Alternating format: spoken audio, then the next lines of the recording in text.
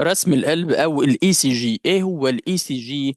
ازاي نفك الخطوط ديت؟ ازاي نفهم شفرة الخطوط ديت؟ الخطوط بتاعت الاي سي جي اللي هي المفروض ان كل واحد في الميديكال فيلد المفروض يكون عارف اهميتها وخطورتها. ازاي اقدر اعرف بيها ايه هو الاي سي جي؟ ازاي اقدر انقذ بيها حياة عيان؟ تخيل مدى خطورة الاي سي جي ده، انك تقدر تنقذ بيه. انت متخيل تقدر تنقذ بيه بني ادم؟ وعايزك برضو تكون عارف ان هو الخطوة الاولى لاي عيان جاي بوجع في صدره او عنده مشاكل في القلب او ضربات قلبه سريعة. اول حاجة اي دكتور او اي ميديكال فيلد، سواء كان ستاف تمريض او طب، اول حاجه بنطلبها هي الاي سي جي او رسم القلب.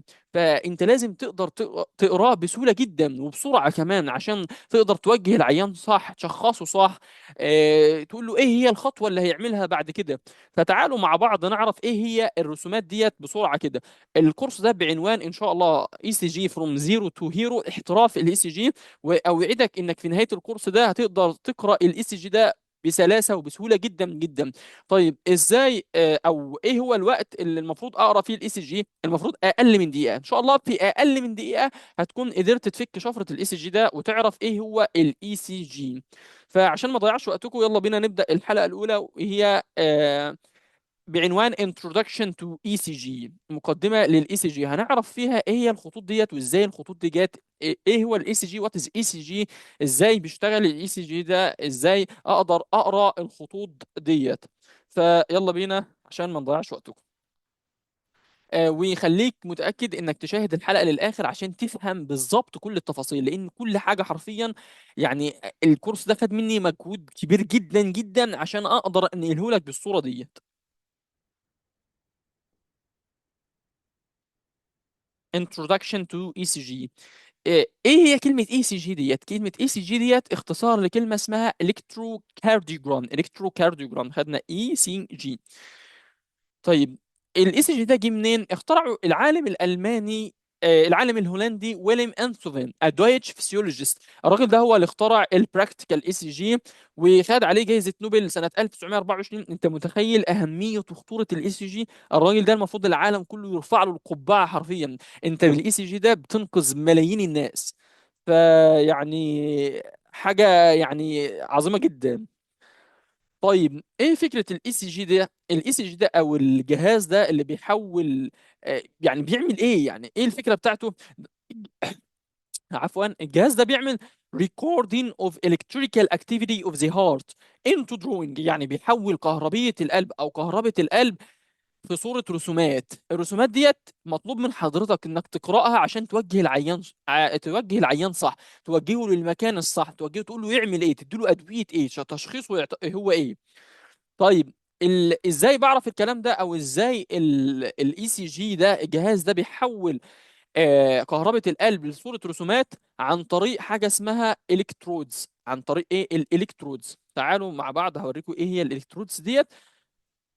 ده الالكترودز ديت اللي هي الحاجات اللي بتتحط على جسم العيان او المريض ديت.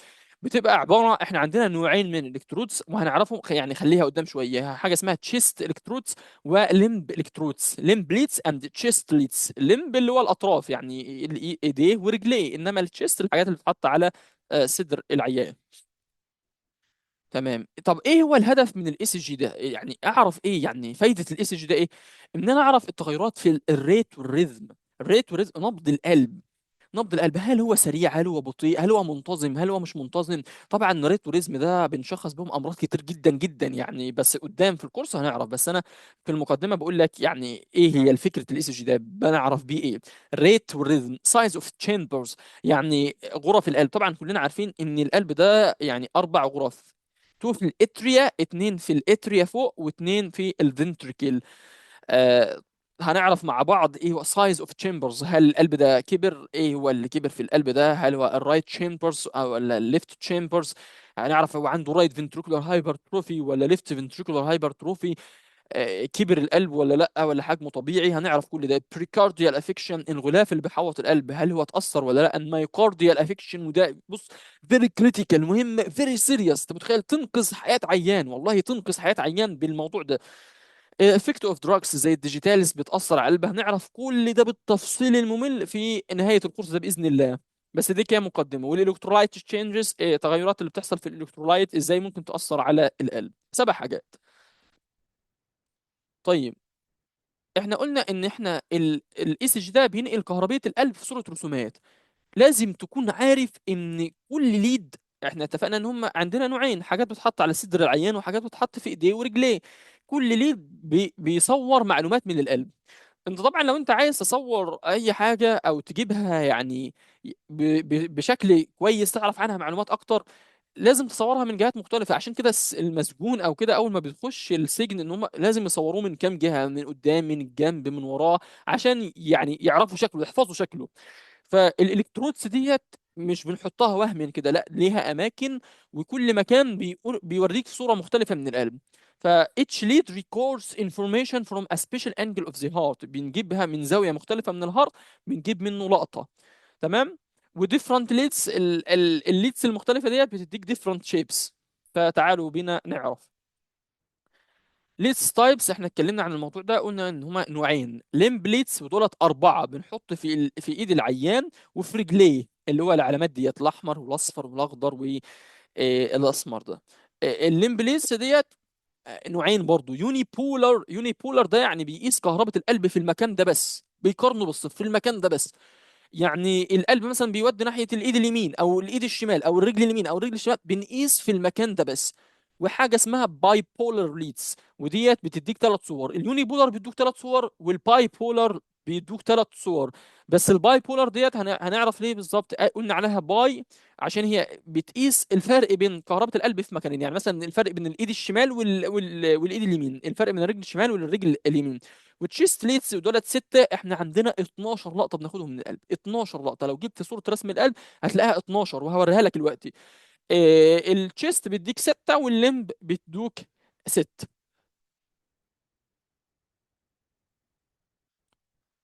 طيب والباي بولر ديت اتفقنا ان الباي بولر ديت بتقيس فرق الكهرباء بين مكانين، زي مثلا هنا الرايت ارم والليفت ارم. رقم واحد اهيت هي الباي بولر 3، ليد 1 ليد 1 ليد 2 ليد 3. كل واحده فيهم بتقيس فرق الكهرباء بين مكانين، الرايت ارم الليفت ارم والليفت ليج. طب هي فين الرايت ليج؟ الرايت ليج ديت بنسميها جراوند، دي عازل، بتعزل كهرباء الارض عن كهرباء الاي سي جي. لان زي ما قلنا ان هو بيعمل ريكوردنج للالكتريكال اكتيفيتي، يعني الكهربيه النشاط الكهربي بينقله من القلب في صوره ايه؟ رسومات. والباي بولر دولت عندنا هم 3، 1 2 3. وطبعا اليوني بولر 3 برضه، زي ما قلنا هنا اليوني بولر 3، اللي هو اي في ار، ار ديت اللي هي الرايت ارم، اي في ال ليفت ارم، اي في اف الفوت اللي هو طبعا الليفت فوت، لان احنا اتفقنا ان الرايت فوت ده بينقل اسمه جراوند يعني عازل. تمام. كويس جدا. طيب ازاي كهربية القلب ده اصلا؟ انا لازم افهم كهربية القلب ديت عشان اعرف، يعني عشان اعرف ايه هي الاشكال ديت، او الكهرباء دي جايه منين اصلا، او كهرباء القلب دي عباره عن ايه. القلب عندنا فيه سبحان الله ربنا خلق له الكتريكال سيستم، الكتريكال سيستم، وده فيه تخصصات وفيه حاجات صعبة جدا وحاجات تقيلة بصراحة. طيب ببساطة هحاول ابسطها لك. اللي عندنا ربنا خلق لنا كهرباء للقلب تبدأ من حاجة اسمها الاس اي نود، وده الكينج، ده الماجيك اوف ذا هارت، وده اللي احنا شغالين بيه. الاس اي نود ديت بتولد كهرباء اللي هي من 60 ل 100. من 60 ل 100 ده على فكره هو النبض الطبيعي. فاحنا شغالين بالاس اي نود ده، بينقل للاتريا اللي هي الغرف اللي فوق. عندنا قلب 4 غرف، الغرفتين اللي فوق اسمهم الاتريا، والغرفتين اللي تحت اسمهم الفنتريكل. تمام. الاس اي نود ديت بتنقل اول حاجه بتنقل للاتريا، وبعد كده بتوصل من الاتريا لحاجه اسمها باندل اوف للايفي نود الاول، لحاجه اسمها الايفي نود. سبحان الله ربنا خلق لنا كام سيستم كهرباء للقلب، بحيث ان الاي سي اي نود لو عطلت الانسان ما يموتش، لا يبدا يشتغل بالايفي نود، بس هي مش بنفس كفاءه الاس اي نود. لكن هي سبحان الله يعني عجيبه، وهتعرف الكلام ده قدام ازاي هي مهمه جدا. وسبحان الله يعني بتحميك من حاجات يعني انت لا تتخيلها. يبقى الكهرباء بتبدا من الاس اي نود للاتريا، وبعد كده بتروح للاي في نود، بعد كده بتروح لحاجه اسمها باندل اوف هيس، ومن باندل اوف هيس بتروح للرايت باندل برانش والليفت باندل برانش، ومنهم من البركنجي اوف فايبرز عشان تكهرب الفنتريكل. طيب ايه الجنرال دايركشنز اوف ذا الكتريكال امبولس؟ يعني ايه هي اتجاه الكهرباء ده؟ بيروح منين؟ اتجاه الكهرباء ده بيبدا من الاس اي نود لاكبر حاجه في القلب. اكبر حاجه في القلب هي الليفت فنتريكل، تو ذا باتوم ليفت، عشان كده بتروح لليفت فنتريكل. طب الليفت فنتريكل يعني معنى كده ان كهرباء القلب بتروح في الناحيه الشمال اكتر. عشان كده بقول لك لا هو القلب في الشمال، لا هو القلب في النص بالظبط، في نص الصدر، بس يعني متجه سنه للشمال، وهو بيودي للجنب الشمال. يعني كهرباء القلب هتلاقيها اكتر حاجه رايحه ناحيه بوتوم ليفت، هتلاقيها رايحه ناحيه الرجل. الرجل اصلا رجل الشمال. وطبعا الايد الشمال. تمام. طيب اهو دي صوره، دي الرايت ارم، الليفت ارم، الليفت الرايت ليج، الليفت ليج هتلاقيها متجهه للبوتوم ليفت ناحيه الليفت ليج، والليفت ارم طبعا. تمام. طيب تعالوا بقى نفهم شفتوا الرسومات دي طالعه لفوق ازاي؟ يعني ليه مرسومه لفوق، ليه مش مرسومه لتحت؟ بص يا سيدي، احنا عندنا حاجه اسمها البوزيتيف ليدز والنيجاتيف ليدز. احنا اتفقنا ان الدايركشنز اوف الكتريكال اكتيفيتي اوف ذا هارت رايحه ناحيه الشمال. يعني ايه رايحه ناحيه الشمال؟ يعني رايحه ناحيه الليج ورايحه ناحيه الليفت ارم. طيب اللي كهرباء ناحيه راحه ناحيته بتعمل بوزيتيف ليدز. بوزيتيف يعني ابرايت، يعني المفروض ان الاي في ال ده يبقى ابرايت، الاي في اف ده يبقى ابرايت، الاي في ار ده الوحيد شوف عكس القلب. يعني لو جبت الصوره اللي فاتت ديت هتلاقي ان الاي في ار اهو، الاي في ار اللي هو الرايت ارم عكس القلب. شوف القلب متجه لفين وهو فين. تمام. فدي الوحيده اللي هتلاقيها نيجاتيف. عشان كده هقول لك على معلومه، الاي في ار ديت دايما نيجاتيف. يعني ايه دايما نيجاتيف؟ يعني هتلاقيها نازله لتحت. تعالوا نشوف، هوريك الصوره بتاعتها. تعالوا بسرعه. وات ار ذا نيجاتيف، وير از ذا نيجاتيف بول؟ النيجاتيف بول هتلاقيه ناحيه الاي في ار. تعالى انا عايز اوريك صورتها. شوف الكهرباء بتاعتها نازله لتحت اهي سالب.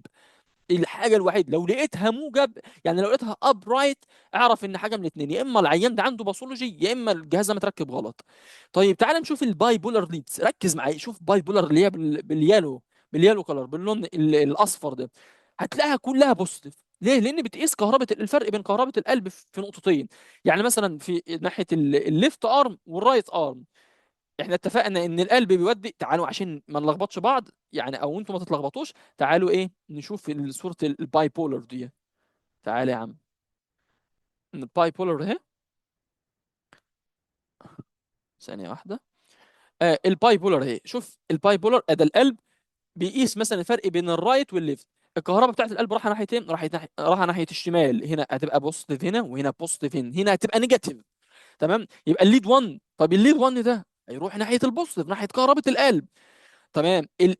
طيب والليد 2 رايحين ناحيه البوزيتيف، ناحيه القلب. والليد 3 ناحيه القلب، ناحيه كهرباء القلب. فهتلاقي ان ليد 1 ده بوزيتيف، ليد 2 بوزيتيف، ليد 3 بوزيتيف. الحاجه الوحيده اللي في رسمه القلب هتلاقيها نيجاتيف. نيجاتيف يعني ايه؟ يعني داون رايت مش اب رايت، يعني مش طالعه لفوق، مش الاشارات مش طالعه لفوق. هي الاي في ار بس، والباقي كله هتلاقيه بوزيتيف. تمام جدا. اتمنى تكون يعني وضحت شويه. تعالوا نبص على الصوره بقى المعقده اللي كنا شايفينها من شويه، يا رب نكون فهمناها.